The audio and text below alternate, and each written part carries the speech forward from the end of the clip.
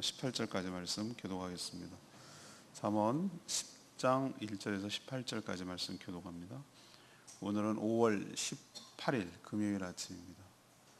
5월 18일 본문 잠언 10장 1절에서 18절까지 말씀 교독하겠습니다. 구약성 921쪽입니다.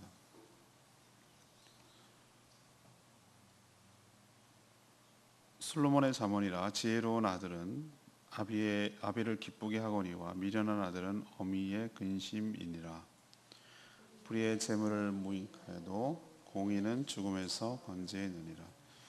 여호와께서 의인의 영혼은 줄이지 않게 하시나 악인의 소욕은 물리치시느니라. 손을 게으르게 놀리는 자는 가난하게 되고 손이 부지런한 자는 보하게 되느니라. 여름에 거두는 자는 지혜로운 아들이나 추수 때에 자는 자는 부끄러움을 끼치는 아들이니라. 의인의 머리에는 복이 많아 악인의 입은 독을 머금었느니라. 의인을 기념할 때에는 칭찬하거니와 악인의 이름을 썩게 되느니라. 마음이 지혜로운 자는 계명을 받거니와 입이 미련한 자는 멸망하느니라. 바른 길로 행하는 자는 걸음이 평안하려니와 굽은 길로 행하는 자는 드러나리라. 눈짓하는 자는 근심을 끼치고 입이 미련한 자는 멸망하느니라.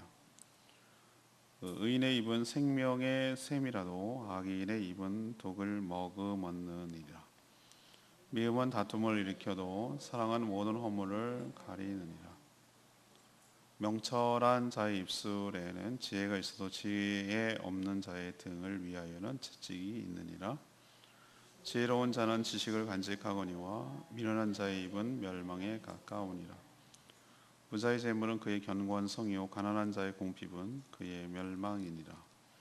의인의 수고는 생명에 이르고 악인의 소득은 죄에 이르느니라. 훈계를 지키는 자는 생명의 길로 행하여도 징계를 버리는 자는 그릇 가느니라. 미움을 감추는 자는 거짓된 입술을 가진 자요 중상하는 자는 미련한 자이니라. 아멘. 잠언이 총 31장. 그래서 많은 분들은 하루에 한 장씩 자녀들에게 읽게 하라, 그렇게 스토리를 얘기합니다. 잠언이 이제 뒷부분 앞부분은 길게 스토리가 있는 부분인데, 오늘 10장부터 솔로몬의 잠언이라고 된 부분, 앞으로 상당 기간 동안에 짧은 속담 같은 것들이 계속 이어지는 것이, 한 문장 한 문장 읽으면 틀린 말이 없어요. 근데 일관성이 없어요. 이것을 다 그냥 모아놓은 책이에요. 모아놓은 책. 속담집. 그렇기 때문에 어떤 스토리를 만들어내는 게 어려워요. 그래서 설교하기가 진짜 힘들어요. 그래서 기억을 내가 더듬어 봤어요. 2012년도에 했던 것 같은데, 그때 주일 설교를 포기할 만큼 힘들었어요. 할 게 없어요. 그렇다고 한 구절 갖고 하기에는 너무 어렵고, 그래서 지금 그 악몽이 다시 떠올라서 지금 두려워하고 있어요. 왜 그렇게 자문을 부담스러워했던 거 라고 생각했더니, 저희 설교 스타일은 스토리가 있는 설교를 좋아해요. 좋아하는 것 같아요. 근데 지금은 여러분이라면 어떻게 하시겠어요? 그냥 하나만 얘기하고 끝내시겠어요? 전체를 다루는 걸 포기하고? 그래서 이번에 생각해낸 것이 그렇게 하기로 했어요. 다 하는 걸 포기하고 그냥 의미 있는 것만 하나, 둘, 세 개 정도만 뽑아서 하는 게 낫겠다. 이걸 다 추스리는 것은 거의 불가능에 가깝다 라고 생각을 한 거예요.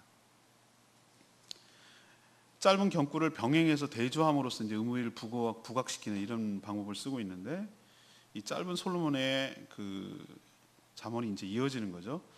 그렇게 파편화되고 이렇게 깨진 것처럼 느껴지지만, 그래도 이 10장에서 찾아내는 주제는 뭔가, 물론 잠언 전체의 주제이기도 하지만 게으름과 부지런함에 대해서 대조를 하고 있고요, 독한 말, 지혜로운 말을 또 대조하고 있고, 미움과 사랑을 대조하고 있어요.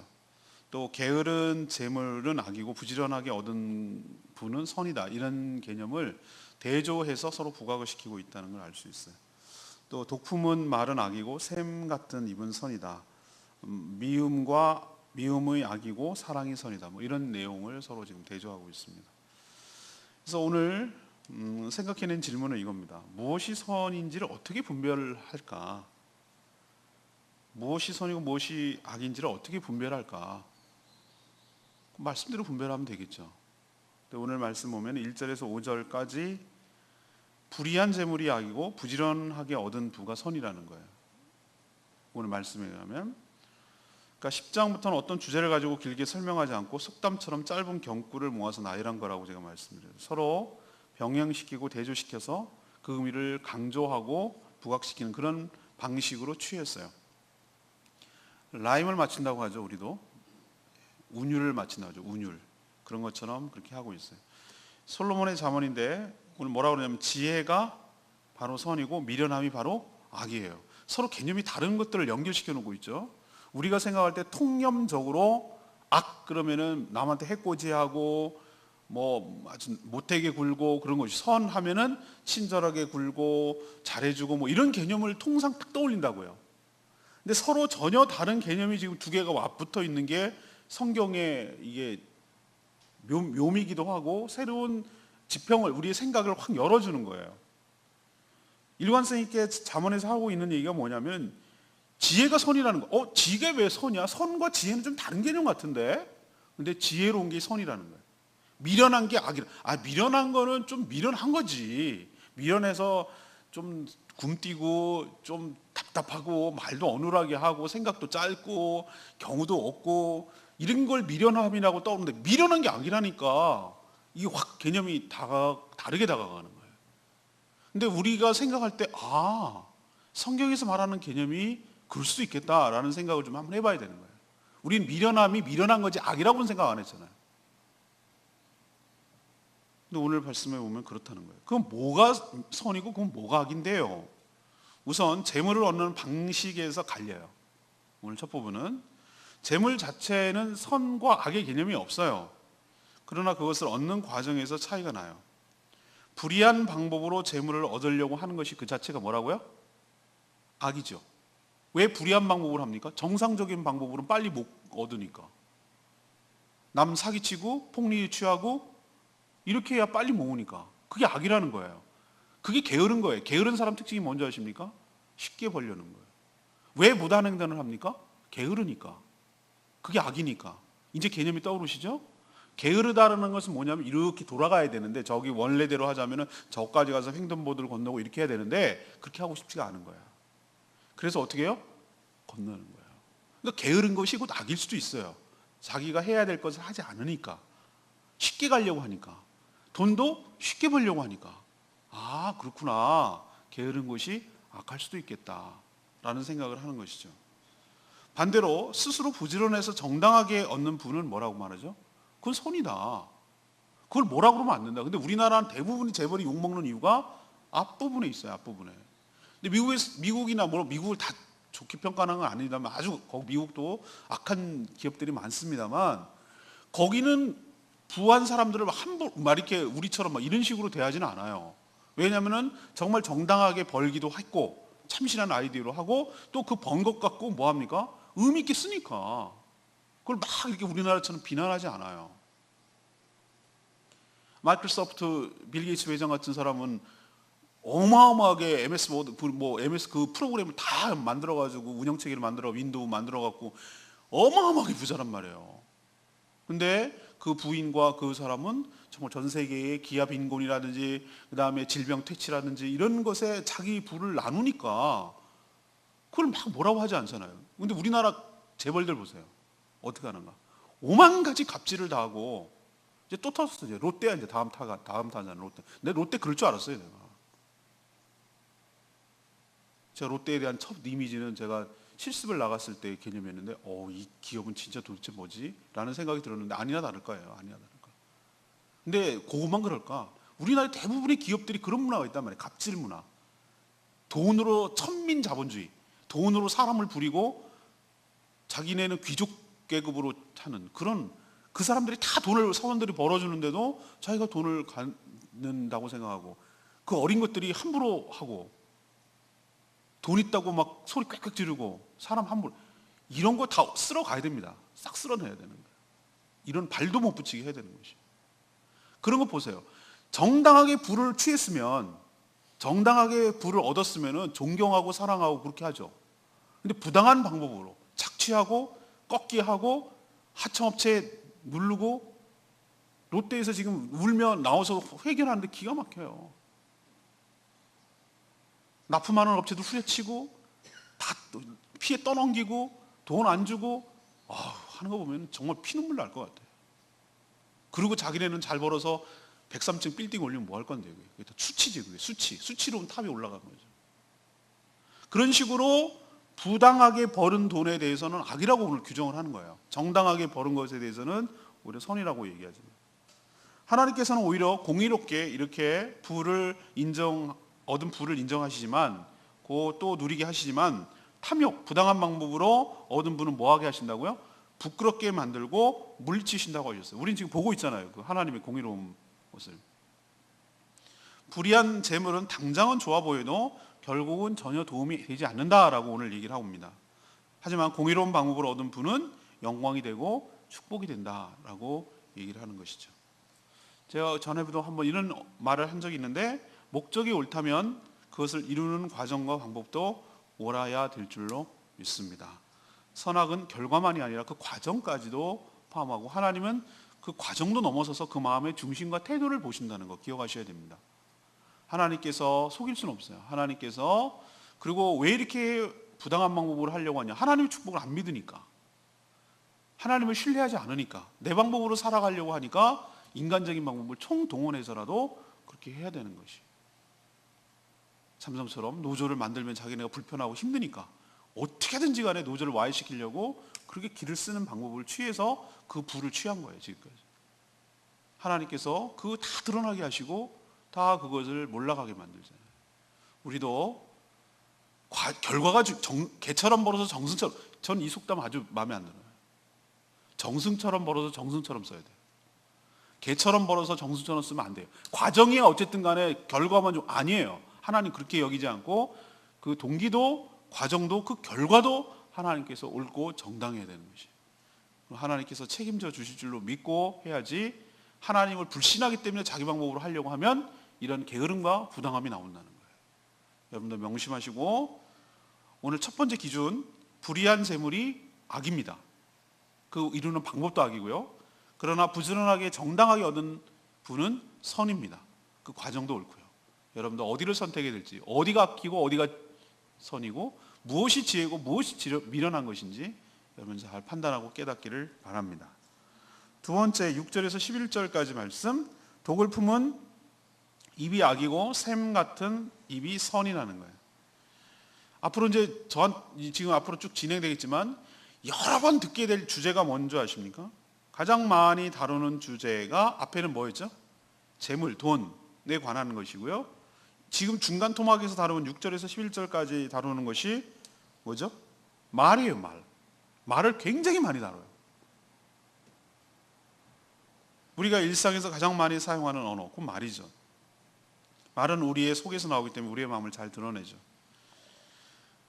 의인의 머리는 복이나, 머리라고 말하는 것은 생각이라는 거예요, 생각. 그리고 악인의 입은 뭐라고요? 독이라고, 독을 뿜는다고. 머리란 생각과 마음을 뜻하고, 생각과 마음을 가지고 있으면 문제가, 생각과 마음에 이제 그것을 가지고 있으면 문제가 되지 않지만, 그것을 이제 말하는 순간 실수하고 망치게 된다. 최영기 목사님 그러셨나? 지금 헷갈려. 누구한테 들었는데, 생각 속에 가지고 있을 때는 괜찮지만 말하는 순간 그거는 그렇게 되는 거잖아요. 그러니까 최영기 목사님 말한 게 맞구나. 설교 시간에 얘기한 것 같아요. 어떻게 되냐면, 설령 마음에 뭐라고 그러죠? 그 의심은, 심증은 가지만 그럴 것 같아. 정황상, 느낌상, 그 필이란 게 있지만 그것을 말하면 안 된다는 거예요. 뭐 할 때까지? 그것이 분명하게 뭐 할 때까지? 드러날 때까지, 확증될 때까지는 그렇다고 말하면은 내가 나쁜 사람이 되는 거예요. 심증이 있으면 그냥 심증으로 갖고 있으라는 거죠. 그렇지만 확증이 될 때까지, 분명하게 객관적 증거가 드러날 때까지는 말하지 않는 것이 뭐 하라는 거죠? 지혜롭다는 거예요. 여기 얘기 말이에요. 그러니까 생각과 머리에 갖고 있다는 얘기는 마음에 그냥 갖고만 있으라는 얘기예요. 그거를 말하지는 말고, 말하는 순간 그게 뭐가 되기 때문에 실수하게 되고 망치게 되기 때문에. 또 지혜로운 마음은 하나님의 계명을 받아요. 그래서 그것을 받아서 간직하고 그대로 순종하지만, 미련한 자는 어떻습니까? 생각이 없이 말을 해요. 그런 생각조차가 없어요. 컨트롤이 안 돼요. 그냥 말해놓고 보는 거예요. 그래서 말하는 대로 또 살아가기 때문에, 이 참 멋진 말인데, 생각 없이 말하고 말하는 대로 살아가고, 그래서 결국은 멸망으로 치닫게 되는 것이죠. 그래서 지혜로운 자는 바른 길로 행하기 때문에 평안하지만, 입이 미련한 자는 굽은 길로 다니기 때문에 결국 어떻게 된다? 멸망한다. 그 얘기가 중간 토막에서 나와요. 말로 사람을 죽이기도 하고 말로 사람을 살리기도 해요. 독을 머금다가, 뱀이잖아요, 뱀. 독을 머금다가 확 이렇게 내뱉잖아요. 머금다가 내뱉은 말은 사람을 죽이는 악이지만, 목마른 자에게 샘처럼 주는, 정말 물 한 모금 같은, 생수 한 모금 같은 그런 말은 사람을, 죽었던 사람을 살려내기도 해요. 정말 위로가 되는 말, 별말 아닌데 쓱 지나가면서 하는 말, 그런 말을 사람이 힘이 나요. 그래서 가정교회 하면서 지난번에 집회 가가지고 몹시 힘든 목사님 부부가 있어요. 근데 저도 그런 비슷한 경험을 했기 때문에 그 심정이 어떤지를 알아요. 그래서 제가 두 손을 꼭 잡고, 목사님, 사모님, 언제 한번 제가 밥, 맛있는 밥 살게요. 한번 시간 내세요. 예? 그렇게 정말 눈을 쳐다보면서 사랑스러운 눈빛으로 그분을 정말 위하는 마음으로 진심을 담아서 그렇게 얘기를 했더니 너무 좋아하시는 거예요. 예, 듣던 중 가장 반가운 말이래요. 바쁜 일 지나면 그럴 할 거예요. 그래서 만나서 식사하고 좀 용돈도 드리고 그럴 거예요. 별거 아닐 수 있지만 위로를 해드려야 돼요. 주의 종이 위로를 받아야 돼요. 그래야 좌절하지 않고 낭망하지 않고 하나님 나라를 위해서, 제주복음을 위해서 귀하게 쓰기 때문에 그 심정은 누구도 알아줄 수가 없어요. 목회자만이 알 수 있어요. 목회자가 목회자만이 알 수 있어요. 그렇게 따뜻한 말을 전하는 것이 사람을 살리는 거예요. 그 말만 들어도 좋다는데 해주면 얼마나 좋아하시겠어요. 여러분도 죽이는 말을 하는가, 살리는 말을 하는가? 내 말에 따라 사람이 죽고 사는데, 미련한 자는 사람을 죽이고 파괴하고 망가뜨리는 일, 그래서 어리석고 자기가 자기 발에 걸리지만, 지혜로운 자는 사람을 살리는 말을 하기 때문에 나도 살고 너도 살고 모두가 함께 다 사는 그런 복된 지혜로운 삶을 살게 될 줄로 믿습니다. 세 번째 얘기는요, 미움과 다툼이 악이고 용서와 사랑이 선이라고 가르쳐줘요. 마음에 미움이 가득하면 뭐가 일어납니까? 현상적으로 다툼이 일어나죠. 다툼이. 부글부글 하다가 탁 스파크가 튀는 거죠. 미움이 가득한 마음이 가득 있으면 전기 에너지가 가득 머금고 있다가 딱 닿는 순간에 팍 이렇게 튀는 거죠. 개들도 서로 이렇게 사이가 안 좋은 개가 있다가 여기 지나가다가 뭐 하나 걸리면 르렁 하다가 막 물잖아요. 서로 또 싸우잖아요. 그런 거랑 비슷한 거예요. 미움이 가득하면 다툼은 일어난다. 자신의 유익을 추구하는데 남들이 자기 생각대로 따라주지 않기 때문에 그러는 거예요. 그렇기 때문에 미워하고 다툼이 일어나는 거예요. 이제 아시겠죠? 하나님을, 그러니까 모든 지혜의 근본이 하나님이란 말이 저는 굉장히 추상적으로 다가왔어요. 옛날에는 그게 그냥 뭐 그렇다니까 그런 줄 알고 그랬는데 그게 아니에요. 하나님을 인정하고 하나님을 순종하고 하나님의 주권과 하나님의 섭리와 그걸 인정하지 않고 순종하지 않으면, 인정하지 않는다는 뜻은 무엇을 의미하는가? 자기중심적이라는 얘기거든요. 내가 주인이 돼서 내가 마음대로 살아가야 되는데 세상이 어디 제 마음대로 되든가요? 내 마음대로 세상이 돌아가든가요? 굴러가든가요? 안 되는 거예요. 근데 나만 그런가? 쟤도 자기 생각대로 돌아가기를 원해. 그러니까 그런 두 놈이 만났으니 뭐 하는 것밖에 없습니까? 싸우는 것밖에 없어요. 왜 세상에서 서로 싸웁니까? 내 마음대로 세상이 굴러가야 되는데 안 되니까 싸우는 거거든요. 내 마음대로, 내 뜻대로 안 되니까. 쟤는 이때쯤 이렇게 해주고 이렇게 나를 해줘야 돼. 쟤는 이렇게 해주고 이런 방안을 보여주고 이렇게 해야 돼. 얘는 이래야 돼. 목사는 이래야 돼. 성도는 이래야 돼. 하나님은 나한테 이렇게 해야 돼. 라고 지가 하나님이야. 지가 하나님 꼭대기 위에 서서 자기 마음대로 하려고 그러는 거예요. 그러니까 남을 미워하고, 그러니까 다툼이 일어나는 거예요.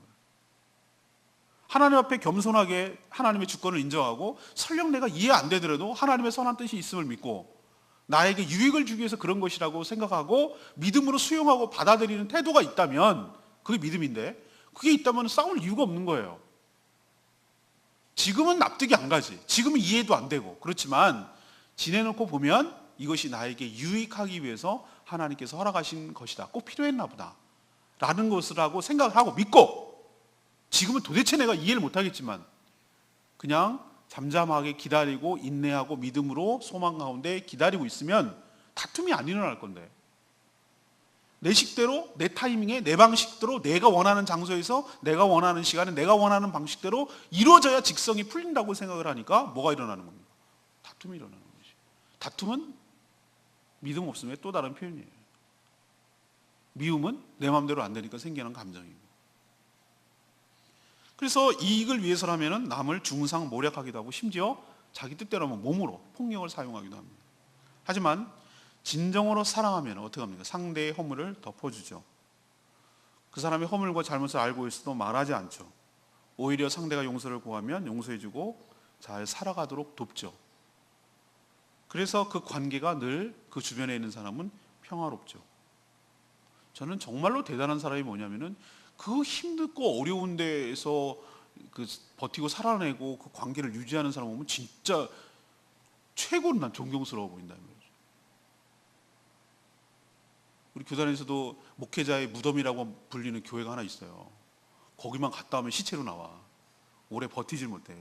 웬만한 사람 무슨 뭐 옛날에 사또가 부임하면 하룻밤에 죽고 맨날 그런 비슷한 교회. 정말 쟁쟁한 사람들이 거기 들어갔다가 다 시체로 나왔어. 두 손 두 발 다 들고 나왔어. 제 동기 목사님이 거기로 들어갔어. 그래서 내가 가기 전에 너 어떡하니? 내가 막 너무 걱정한 거야. 야, 너 왜 거기 가? 그 보통이 아닌데 거기가. 그러더니 누군가는 가야 된대. 근데 너야 그게 안쓰러운 마음에. 웬걸? 한 2, 3년 지금 지났거든요. 잘 버티고 있어요. 어우, 좋아진 것 같아. 그래서 내가 너 진짜 대단하다. 진짜 대단하다. 쉬운 환경 속에 있으면 누가 못합니까? 그거? 힘들고 어려운 환경 속에 있는 걸, 맞아요. 남들이 보면 저보고 대단하다고 그래요. 그럼 지금 생각났어요. 어떻게 거기 가서 그렇게 오래 버티냐고. 10년쯤 버티면 잘 버티는 거라고 이러더라고요. 근데 여기 보면 알겠지만 힘들고 어려운 사람 속에서 모든 사람과 더불어 잘 지내는 사람이 진짜 능력자예요. 저는 하나님의 마음을 가진 사람이고요. 악인은요 그렇게 잘 지내는 게 오히려 불편하다니까요. 악인은요 왜 악인이냐면은 증오와 불편한 관계에 너무 익숙해. 자기는 불편한 관계를 어떻게 대처하는지를 너무 익숙해. 오히려 평화롭고 잘 지내는 것이 어색해. 그렇게 할 줄 몰라. 남을 미워하고 남을 막 비판하고 뒤에서 뭐라고 하고 이런 건 너무 능수능란해. 너무 그 문화가 익숙해. 저 사람을 갖다가 저기서 보면 피하고 이런 것들은 굉장히 잘해. 그렇게 살아왔으니까. 근데 막 사랑하고 그러면 어색해해. 두려워하고 이런 불편한 걸 싫어하는, 오히려 그걸 불편한다고. 얼마나 내가 그 미움과 증오 속에 살아가는지 알 것 같아. 상대를 공격하며 더 큰 상처를 줘서 그 영혼을 죽이려고 덤벼요. 근데 사실 여러분 알아요?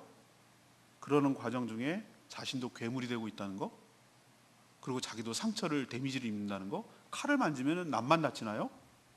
칼분이 많은 가운데 나도 다치는 걸? 저는 댓글 쓴 거 보면은 알아요. 내가 그 심정은 알겠다. 막 분노하고 막 그래하고 댓글 하는 거 보면은, 근데 저는 안타깝게도 미안하지만 댓글 쓴 사람들의 마음을 보면은 그 사람이 옳다라는 생각을 느끼다기보다는 이 사람이 참 지옥 가운데 사는구나 라는 걸 알겠어요. 남을 막 그렇게 하려면 그 독한 마음이 막 이게 올라오거든요. 그러면은 그 자기가 데미지를 1차적으로 입는 거예요. 남을 뭐라고 하기 전에. 그러니까 그러지 마세요.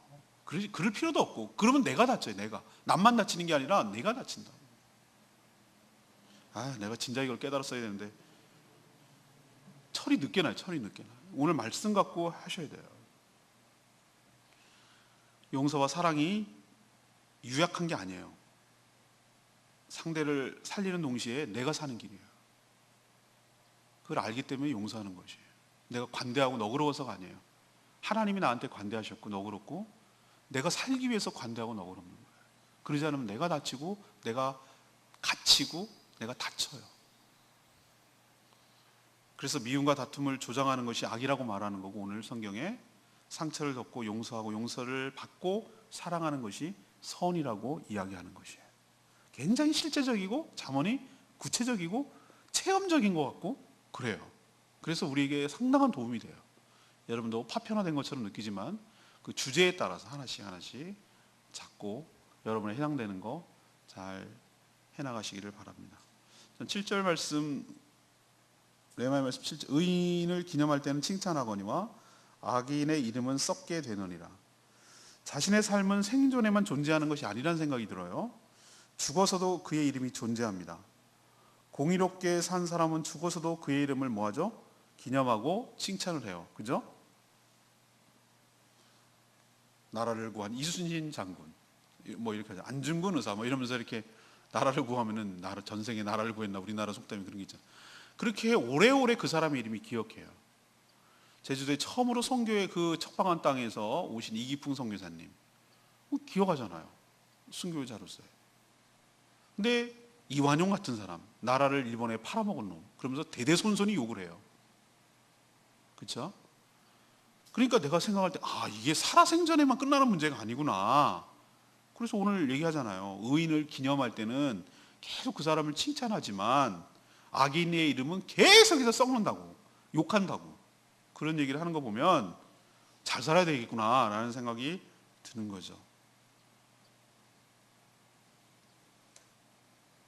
그래서 그 삶은 살아서뿐만 아니라 죽어서도 계속되는 것이죠. 우리가 하나님 앞에서 우리의 삶을 고백할 날이 올 것이고 모든 사람이 나의 이름을 기억하게 될 것입니다. 어떤 사람은 이름조차 기억하지 못하고 스쳐 지나가는 사람도 있고, 어떤 사람은 영원히 마음속에 기억하는 사람이 있고, 어떤 사람은 두고두고 기억하며 일을 가는 사람이 있고, 여러분 어느 부류에 해당될지 여러분의 삶이 결정하는 것이고 지금 살아있는 동안이 결정하는 것이죠. 여러분도 잘 살아야 될 이유가 여기 있는 줄로 압니다. 오늘 질문으로 돌아가서 뭐가 선인지 뭐가 악인지 어떻게 우리는 알 수가 있습니까? 분별할까요? 첫 번째는 뭐죠? 불의한 재물 얻는 과정과 그 결과 포함하는 겁니다. 동기까지. 그게 악이라는 거예요. 그렇지만 부지런하게 정당하게 얻은 부, 그거는 선이라는 겁니다. 두 번째, 이번에는 재물이 아니라 말편으로 넘어가서 독을 품은 입이 악이고 샘 같은 입이 선이고, 사람을 살리고 사람을 죽이고. 세 번째는 미움과 다툼이 악이고 용서와 사랑이 선이고. 초등학교도 다 아는 거지만 다시 한번 말씀을 통해서 확인하고 이렇게 살아가는 저와 여러분 되기를 소망합니다. 찬양지 505장 부르고 기도하는 시간 갖겠습니다. 찬양지 505장입니다.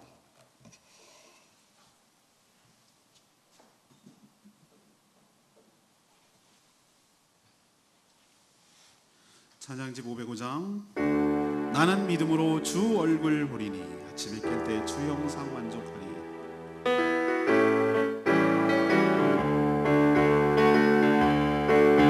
나는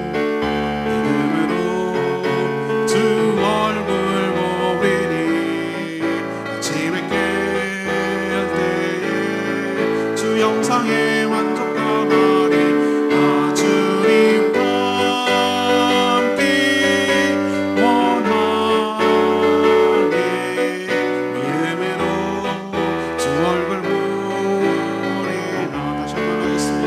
나는 믿음으로 주 얼굴 보리니 아침에 깰 때 주 영상에 만족하리.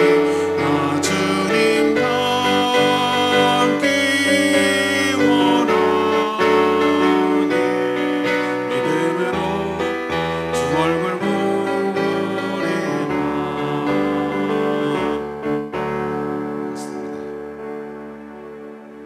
믿음으로 주님의 얼굴 보고 주님을 더욱 닮아가는 저희들 되기를 원합니다. 오늘 말씀을 통해서 재물, 그다음에 말, 그다음에 우리의 마음, 용서와 사랑과 미움, 이 세 가지에 대해서 얘기를 하고 있는데, 내가 귀담아 들어야 될, 그리고 붙들어야 될 말씀이 뭔지 다시 생각하시고 이 말씀을 그대로 취해서 살아가는 저희들 되기를 원합니다. 그래서 다 지혜로운 그런 자 되기를 소망합니다. 다 같이 주여 외치고 이렇게 살게 해달라고 기도하겠습니다. 주의 아버지,